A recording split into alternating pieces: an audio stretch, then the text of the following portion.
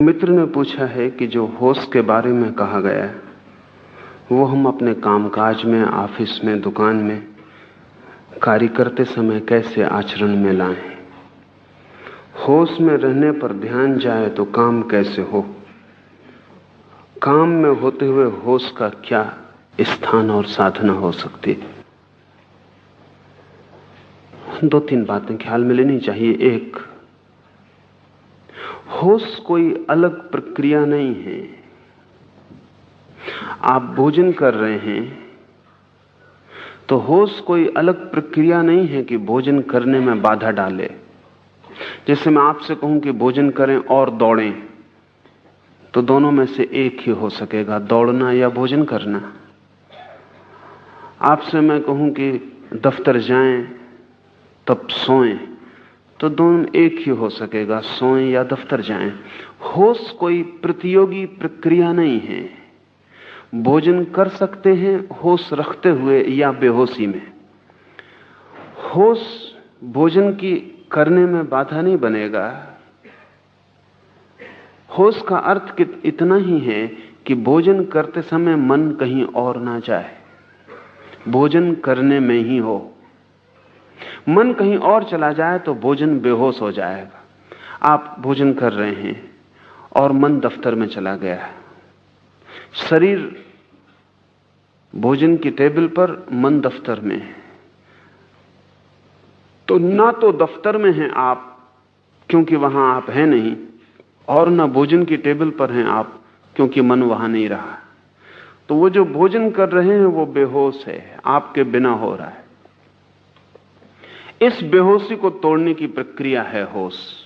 भोजन करते वक्त मन भोजन में ही हो, कहीं और ना जाए। सारा जगत जैसे मिट गया, सिर्फ ये छोटा सा काम भोजन करने का रह गया। पूरी चेतना इसके सामने है। एक कौर भी आप बनाते हैं, उठाते हैं, मुंह में ले जाते हैं, चबाते हैं, तो ये सारा होश पूर्वक हो रहा है। आपका सारा ध्यान भोजन करने में ही है। इस फर्क को आप ठीक से समझ लें। अगर मैं आपसे कहूं कि भोजन करते वक्त राम राम जपें, तो दो क्रियाएं हो जाएंगी। राम राम जपेंगे तो भोजन से ध्यान हटेगा, भोजन पर ध्यान लाएंगे तो राम राम का ध्यान टूटेगा। मैं आपको कहीं और ध्यान ले जाने को नहीं कह रहा हूं, जो आप कर रहे हैं उसको ही ध्यान बना लें। इससे आपके किसी काम में बाधा नहीं पड़ेगी, बल्कि सहयोग बनेगा। क्योंकि जितने ध्यानपूर्वक काम किया जाए उतना कुशल हो जाता है। काम की कुशलता ध्यान पर निर्भर है। अगर आप अपने दफ्तर में ध्यानपूर्वक कर रहे हैं, जो भी कर रहे हैं, तो आपकी कुशलता बढ़ेगी, क्षमता बढ़ेगी, काम की मात्रा बढ़ेगी, और आप थकेंगे नहीं, और आपकी शक्ति बचेगी, और आप दफ्तर से भी ऐसे वापस लौटेंगे जैसे ताजे लौट रहे हैं। क्योंकि जब शरीर कुछ और करता है, मन कुछ और करता है, तो दोनों के बीच तनाव पैदा होता है। वही तनाव थकान है। आप होते हैं दफ्तर में, मन होता है सिनेमा गृह में, आप होते हैं सिनेमा में, मन होता है घर पर। तो मन और शरीर के बीच जो फासला है, वो तनाव ही आपको थकाता है और तोड़ता है। जब आप जहां होते हैं वही मन होता है। इसलिए आप देखें, जब आप कोई खेल खेल रहे होते हैं तो आप ताजे होकर लौटते हैं। खेल में शक्ति लगती है, लेकिन खेल के बाद आप ताजे होकर लौटते हैं। बड़ी उल्टी बात मालूम पड़ती।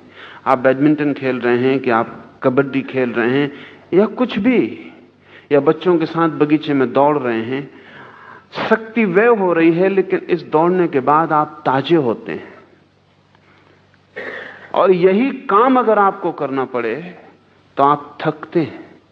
काम और खेल में एक ही फर्क है, खेल में पूरा ध्यान वही मौजूद होता है, काम में पूरा मौजूद नहीं होता। इसलिए अगर आप किसी को नौकरी पर रख लें खेलने के लिए, तो वो खेलने के बाद थक के जाएगा, क्योंकि वो फिर खेल नहीं है, काम है। और जो होशियार हैं वे अपने काम को भी खेल बना लेते हैं। खेल का मतलब यह है कि आप जो भी कर रहे हैं, इतने ध्यान, इतनी तल्लीनता, इतने आनंद से डूब के कर रहे हैं कि उस करने के बाहर कोई संसार नहीं बचा है। आप इस करने के बाहर ज्यादा ताजे, सशक्त, लौटेंगे और कुशलता बढ़ जाएगी। जो भी हम ध्यान से करते हैं उसकी कुशलता बढ़ जाती है। लेकिन अनेक लोग ध्यान का मतलब समझते हैं जोर जबरदस्ती से की गई एकाग्रता, तो आप थक जाएंगे। अगर आप जबरदस्ती अपने को खींच के किसी काम पर मन को लगाते हैं तो आप थक जाएंगे। तब तो यह ध्यान भी एक काम हो गया। जो भी जबरदस्ती किया जाता है वो काम हो जाता है। ध्यान को भी आनंद समझें, इसको भी बेचैनी मत बनाएं। यह आपके सिर पे एक बोझ ना हो जाए कि मुझे ध्यान पूर्वक ही काम करना है। इसको चेष्टा और प्रयत्न का बोझ ना दें, हल्के हल्के इसे विकसित होने दें, इसको सहारा दें। जब भी ख्याल आ जाए तो होश पूर्वक करें, भूल जाए तो चिंता ना लें। जब ख्याल आ जाए फिर होश पूर्वक करने लगें। अगर आपने तय किया कि अब मैं काम अपना होश पूर्वक करूंगा तो आप कर पाएंगे आज ही, ऐसा नहीं है, वर्षों लग जाएंगे। क्षण भर भी होश रखना मुश्किल है। तय करेंगे कि होश पूर्वक चलूंगा, 2 कदम नहीं उठा पाएंगे और होश कहीं और चला जाएगा, कदम कहीं और चलने लगेंगे। उससे चिंतित ना हो, पश्चाताप ना करें। लाखों लाखों जीवन की आदत है बेहोशी की, इसलिए दुखी होने का कोई कारण नहीं है। हमने ही साधा है बेहोशी को, इसलिए किससे शिकायत करने जाएं। और परेशान होने से कुछ हल नहीं होता। जैसे ही ख्याल आ जाए कि पैर बेहोशी में चलने लगे, मेरा ध्यान कहीं और चला गया था, आनंद पूर्वक फिर ध्यान को ले आएं। इसको पश्चाताप ना बनाएं, इससे मन में दुखी ना हो, इससे पीड़ित ना हो, इससे ऐसा ना समझें कि ये अपने से ना होगा, ये भी ना समझें कि मैं तो बहुत दीनहीन हूं, कमजोर हूं, मुझसे होने वाला नहीं है। होता होगा महावीर से, अपने बस की बात नहीं है। बिल्कुल ना सोचें, महावीर भी शुरू करते हैं तो ऐसा ही होगा, कोई भी शुरू करता है तो ऐसा ही होता है। महावीर इस यात्रा का अंत है, प्रारंभ पर वे भी आप जैसे हैं। अंत आपको दिखाई पड़ा है, महावीर के प्रारंभ का आपको कोई पता नहीं है। प्रारंभ में सभी के पैर डगमगाते हैं। छोटा बच्चा चलना शुरू करता है, अगर वो आपको देख ले चलता हुआ और सोचे कि ये अपने से ना होगा। आप भी ऐसे ही चले थे, आपने भी ऐसे कदम उठाए थे और गिरे थे, और 2 कदम उठाने के बाद बच्चा फिर चारों हाथ पैर से चलने लगता है सोच के कि ये अपने बस की बात नहीं। यह भूल ही जाता है कि 2 कदम से चलना था, फिर चारों से घिसटने लगता है। ठीक प्रमाद को तोड़ने में भी ऐसा ही होगा। 2 कदम आप होश में चलेंगे, फिर अचानक 4 हाथ पैर से बेहोशी में चलने लगेंगे। जैसे ही होश आ जाए फिर खड़े हो जाएं। चिंता मत लें इसकी कि बीच में होश क्यों खो गया। इस चिंता में समय और शक्ति खराब ना करें, तत्काल होश को फिर साधने लगे। अगर 24 घंटे में 24 क्षण भी होश सध जाए तो आप महावीर हो जाएंगे। काफी है, इतना भी बहुत है। इससे ज्यादा की आशा मत रखें, अपेक्षा भी मत करें। 24 घंटे में अगर 24 क्षणों को भी होश आ जाए तो बहुत है। धीरे धीरे क्षमता बढ़ती जाएगी। और वो जो बच्चा आज सोच रहा है कि अपने बस के बाहर है 2 पैर से चलना, एक दिन वो 2 पैर से चलेगा और कोई प्रयत्न नहीं करना पड़ेगा, कोई प्रयास नहीं रह जाएगा। तो ये ध्यान रख लें, ध्यान को काम नहीं बना लेना है। नहीं तो बहुत से धार्मिक लोग ध्यान को ऐसा काम बना लेते हैं कि उनके सिर पे पत्थर रखा है, उसकी वजह से उनका क्रोध बढ़ जाता है, क्योंकि जिससे भी बाधा पड़ जाती है उस पर वो क्रोधी हो जाते हैं। जो काम में उनका ध्यान नहीं टिकता वो उस काम को छोड़ के भागना चाहते हैं। जिनके कारण असुविधा होती है उनका त्याग करना चाहते हैं। ये सब क्रोध है, इस क्रोध से कोई हल नहीं होगा। साधक को चाहिए धैर्य, और तब दुकान भी जंगल जैसी सहयोगी हो जाती है। साधक को चाहिए अनंत प्रतीक्षा, और तब घर भी किसी भी आश्रम से महत्वपूर्ण हो जाता है। निर्भर करता है आपके भीतर के धैर्य, प्रतीक्षा और सतत सहज प्रयास पर। प्रयास तो करना ही होगा, लेकिन उस प्रयास को एक बोझिलता जो बनाएगा वो हार जाएगा।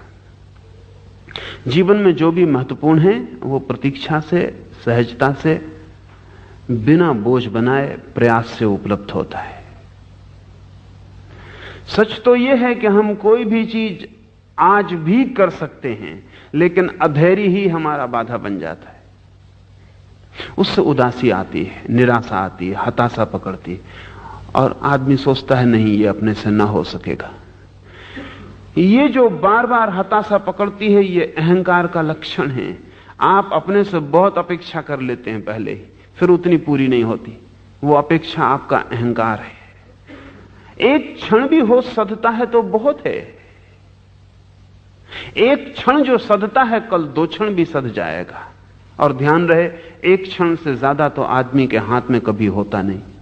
2 क्षण तो किसी को इकट्ठे मिलते नहीं, इसलिए 2 क्षण की चिंता भी क्या। जब भी आपके हाथ में समय आता है, एक ही क्षण आता है। अगर आप एक क्षण में होश साध सकते हैं तो समस्त जीवन में होश सध सकता है। इसका बीज आपके पास, एक ही क्षण तो मिलता है हमेशा, और एक क्षण का होश साधने की क्षमता आप में है। आदमी एक कदम चलता है एक बार में, कोई मीलों की छलांग नहीं लगाता, और एक एक कदम चल के आदमी हजारों मील चल लेता है। जो आदमी अपने पैर को देखेगा और देखेगा एक कदम चलता हूं, 1 फीट पूरा नहीं हो पाता, 1000 मील कहां पार होने वाले हैं, यहीं बैठ जाएगा। लेकिन जो आदमी ये देखता है कि अगर 1 कदम चल लेता हूं तो 1 कदम 1000 मील में कम हुआ, और अगर जरा सा भी कम होता है तो एक दिन सागर को भी चुकाया जा सकता है। फिर कुछ भी अड़चन नहीं है। इतना चल लेता हूं तो 1000 मील भी चल लूंगा, 10,000 मील भी चल लूंगा।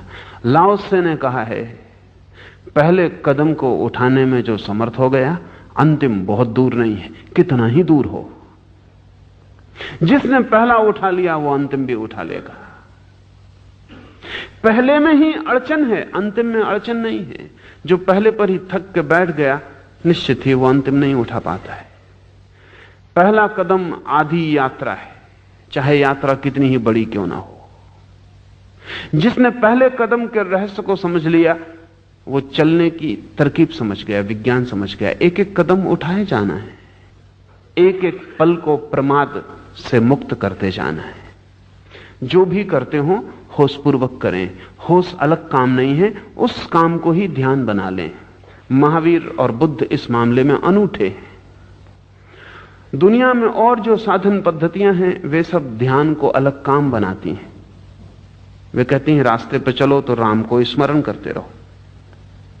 वे कहती हैं कि बैठे हो खाली तो माला जपते रहो।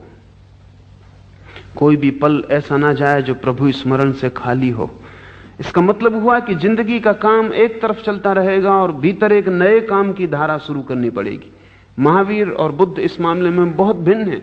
वो कहते हैं ये 2 भेद करने से तनाव पैदा हो, अड़चन होगी। मेरे पास एक सैनिक को लाया गया था।